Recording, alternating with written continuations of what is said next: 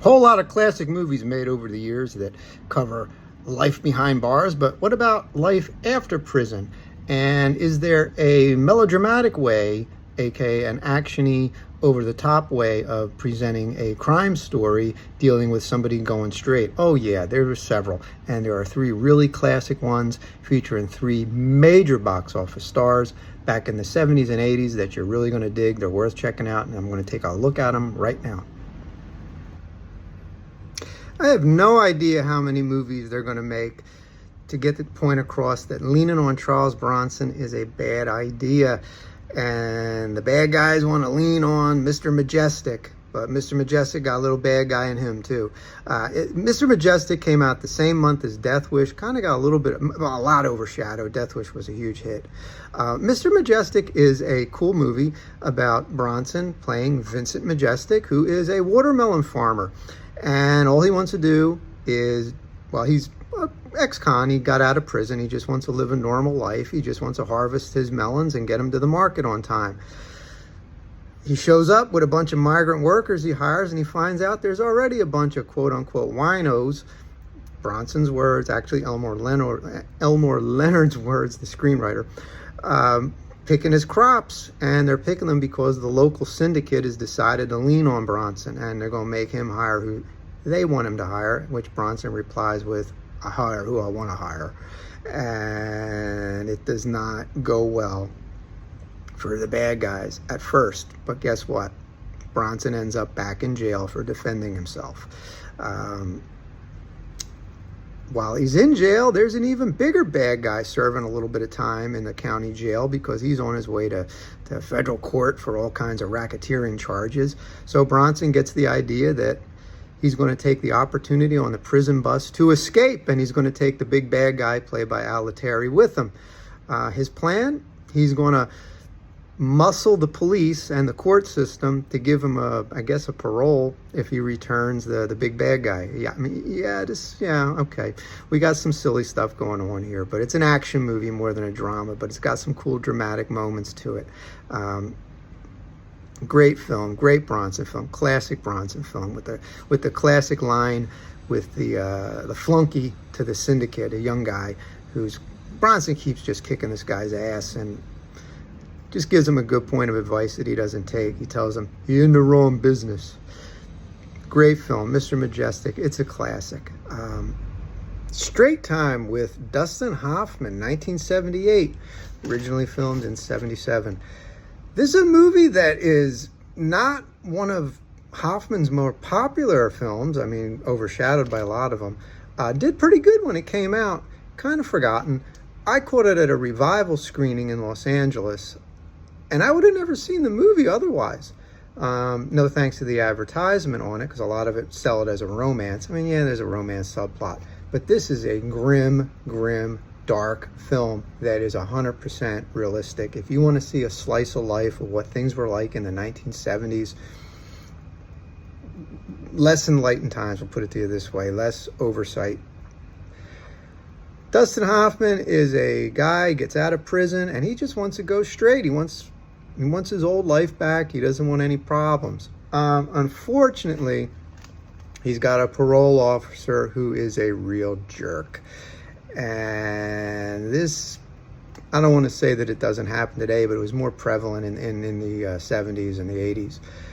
A lot of times, if you were reliant on government services or a civil servant or somebody in a low-level position and they had power over you, sometimes they could go on a really nasty power trip. And this movie captures that really tragically. Hoffman's character, he doesn't want any problems. He doesn't want any hassles. He doesn't want anything of that nature. But what happens is the parole officer keeps leaning on him, and Hoffman can't go straight. And the ending is bleak. But it's very realistic, tragically realistic, I have to say. And if you really want to see a different side of Dustin Hoffman, Straight Time is definitely one of those movies that will give you something unexpected. Also, this may not come as a surprise. Michael Mann, the fantastic director, Heat and other movies.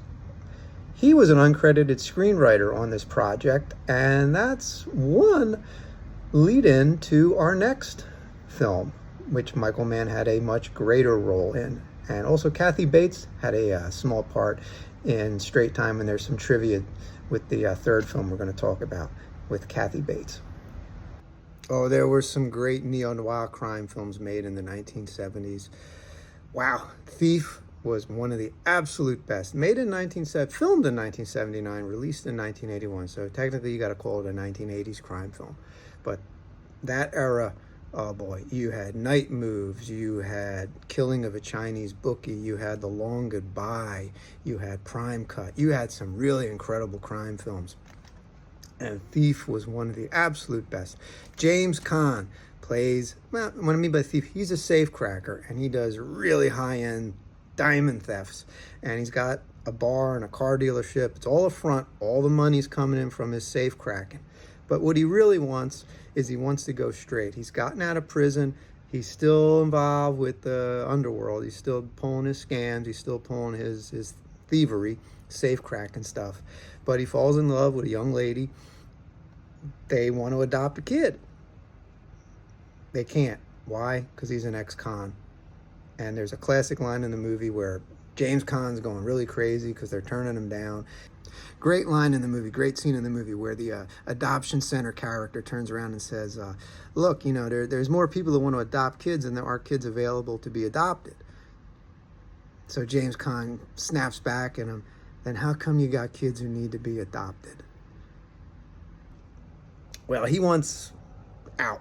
And the only way he's going to get out is by taking a deal with a big shot, loan shark, syndicate boss fence. Basically the devil. He's going to sign a deal with the devil. And the guy gives him a huge opportunity to make 800 grand on a really complicated diamond heist involving cracking this really incredible safe. And to sweeten the deal, the boss delivers an infant whose mother essentially sold the kid. James Caan, they don't really question it, and they accept this young child as their son.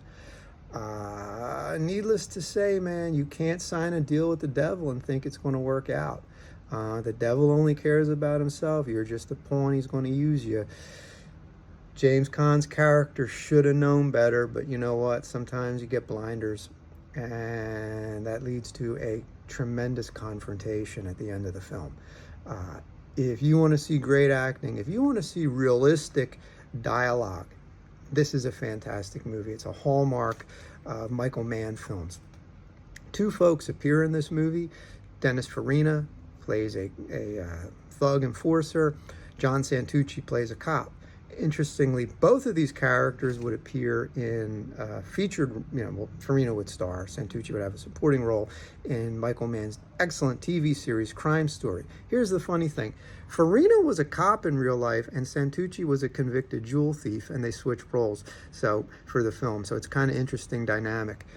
Great film. You really got to check it out. And to get back to my trivia point, Kathy Bates, who was in Straight Time, would star with James Caan in the classic box office hit Misery later on. I could go on about crime films from other eras. I kind of like to focus on the 70s and the 80s. Maybe we'll go back, we'll talk about stuff from the 30s and 40s, maybe if we ever do a follow-up video. But Mr. Majestyk, Straight Time, Thief, they're fantastic movies. You'll really like them. And that soundtrack, The Thief, is out there, man. You'll dig it. See you next time. By the way, don't forget, if you can, check out my book, Dreaded Invocations, on Amazon.com by Anthony M. Caro. I got a new book coming out soon. It'll probably be an old book if you're watching this video 4 years after I posted it, but buy it anyway.